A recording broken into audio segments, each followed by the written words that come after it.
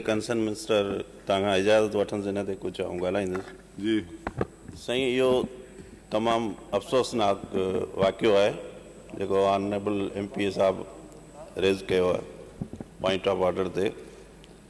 जीअं त कानून पास थियल आहे त अंडर एज 18 साल खां हेठि का बि छोकिरी इन नमूने ज़ोरीअ या मज़हब बदिलाए या शादी करे सघे। ही 14 सालनि जी छोकिरी आहे जंहिंजो सर्टिफिकेट बि आहे, शनाख्ती कार्ड बि आहे, बे फार्म बि आहे ऐं हिन जे लाइ मूं IG साहब सां बि ॻाल्हायो आहे। ऐं मुसलसिल राब्ते में आहियां ऐं इनशाला इहे जवाबदार बि गिरफ़्तार थींदा ऐं इन नियाणी खे इंसाफ़ मिलंदो उनजे वालिदैन खे।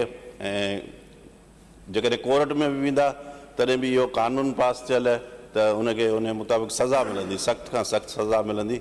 ऐं को बि मज़हब कोन चाहींदो त अहिड़े तरीक़े खां ज़ोरी ज़बरदस्ती कंहिं ॿार खे, नियाणी खे, छोकिरी खे वठी करे ज़बरदस्ती वञी शादी कराइनि।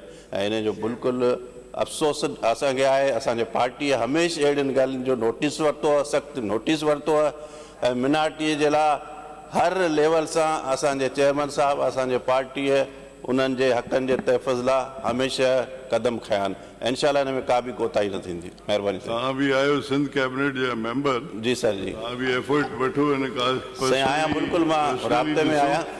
जी साईं। श्योर ऑनरेबल साईं।